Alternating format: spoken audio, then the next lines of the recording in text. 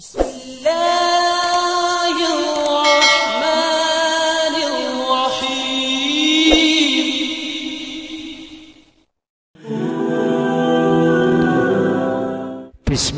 alhamdulillah. Jika video ini muncul di beranda YouTube-mu, ini adalah petunjuk dari Allah kepadamu. Setidaknya sempatkanlah menuliskan sholawat kepada Nabi Muhammad sallallahu alaihi wasallam di kolom komentar. Insya Allah bisa menjadi bukti kecintaan kita untuk mendapatkan syafaat kelak di akhirat. Assalamualaikum warahmatullahi wabarakatuh. Semoga kita selalu diberikan kesehatan, kebahagiaan dan keberhasilan di setiap langkah dan usaha kita, dan semoga kita tidak mati kecuali mati dalam keadaan beriman. Setiap doa yang dipanjatkan dijamin akan dikabulkan. Namun kembali lagi kepada diri sendiri, apakah sudah memanjatkan doa dengan benar? Perhatikan beberapa perkara yang menyebabkan doa tidak dikabulkan oleh Allah Subhanahu wa Ta'ala. Doa menjadi salah satu cara berkomunikasi umat Muslim dengan Allah Subhanahu wa Ta'ala. Melalui doa, kita bisa meminta apapun kepada Sang Khalik, termasuk meminta perlindungan di dunia dan di akhirat, meminta rezeki yang halal, ataupun sekedar meminta dilancarkan setiap urusannya. Berdoa bisa dilakukan kapanpun, meski kita harus tetap memperhatikan adab.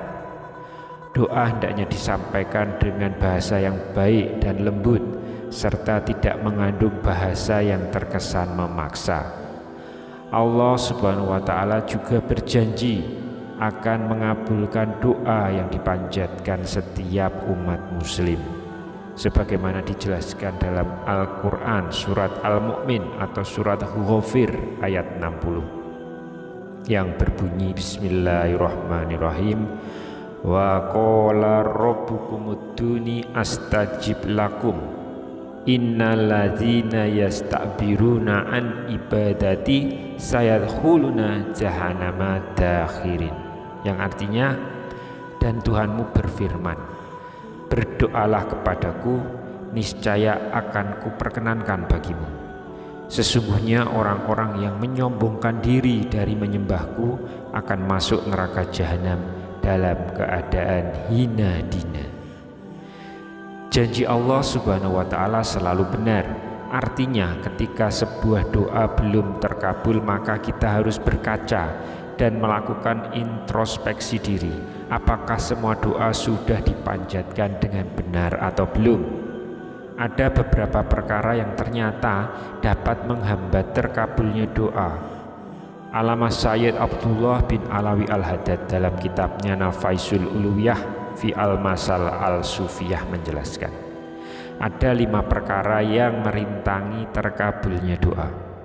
Ya, karena doa yang belum dikabulkan oleh Allah bisa jadi karena terhalang rintangan-rintangan tertentu, seperti makan makanan haram, memakai pakaian haram, sering menzolimi orang lain, atau doa itu dipanjatkan dengan hati yang lalai terhadap Allah. Rasulullah bersabda, ketahuilah oleh kalian semua, sesungguhnya Allah tidak akan mengabulkan doa dari orang yang hatinya lalai. Doa yang tidak terkabul juga bisa jadi disebabkan oleh perbuatan memutus tali silaturahim. Namun sejatinya sebagai seorang muslim hendaknya harus ikhlas dan percaya bahwa yang diberikan oleh Allah Subhanahu wa Ta'ala adalah ketetapan yang terbaik. Sahabat beriman yang dirahmati Allah, lalu apa saja yang menyebabkan doa kita bisa menjadi tidak terkabul? Yang pertama, makan dan mengenakan pakaian haram. Mengutip dari buku Agar Doa Selalu Dikabulkan oleh Allah, ya, karangan Muhammad Syafi'i Al-Bantani, disebutkan bahwa konsumsi makanan haram dan mengenakan pakaian haram menjadi penyebab doa tidak terkabul. Doa orang yang darah dan dagingnya berasal dari rezeki yang haram akan merintangi doa itu sampai kepada Allah. Oleh karenanya pastikan selalu mengkonsumsi makanan halal dari sumber yang halal. Hal ini sesuai dengan hadis Rasulullah yang diriwayatkan Abu Hurairah. Nabi SAW menceritakan tentang seorang laki-laki yang telah menempuh perjalanan jauh sehingga rambutnya kusut dan berdebu. Orang itu mengangkat tangannya ke langit seraya berdoa, "Wahai Tuhanku, wahai Tuhanku." Padahal makanannya dari barang yang haram, minumannya dari yang haram, pakaiannya dari yang haram, dan diberi makan dari yang haram. Maka bagaimanakah Allah akan mengabulkan doanya? Hadis riwayat Muslim. Yang kedua, berbuat zolim pada sesama. Seorang yang berlaku zolim akan mendapatkan azab yang pedih. Perbuatan zolim pada sesama ini juga menjadi penyebab terhalangnya doa. Dari Anas bin Malik radhiyallahu anhu, Rasulullah SAW bersabda, adapun kezoliman yang tidak akan dibiarkan oleh Allah adalah kezoliman manusia atas manusia lainnya hingga mereka menyelesaikan urusannya. Yang ketiga, tidak membaca tahmid dan sholawat. Salah satu adab dalam berdoa adalah mengawali doa dengan membaca tahmid atau pujian kepada Allah Subhanahu wa Ta'ala dan sholawat kepada Rasulullah Shallallahu Alaihi Wasallam. Fadlah bin Ubaid radhiyallahu an berkata, kami duduk di tengah-tengah Rasulullah, lalu datang seorang laki-laki, kemudian dia sholat. Setelah selesai sholat, dia berdoa, ya Allah, ampuni dan sayangilah aku.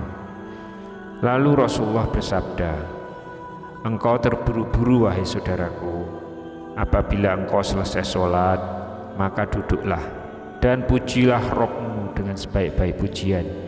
Kemudian bersolawatlah untukku, setelah itu berdoalah. Kemudian laki-laki itu sholat lagi. Setelah selesai sholat, dia bertahmid atau memuji Allah dan bersolawat kepada Nabi. Kemudian Rasulullah bersabda kepadanya, wahai saudaraku, sekarang berdoalah, niscaya doamu akan diterima. Hadis riwayat Tirmizi. Imam At-Tabrani meriwayatkan setiap doa seseorang terhalang sehingga ia bersolawat kepada Nabi SAW.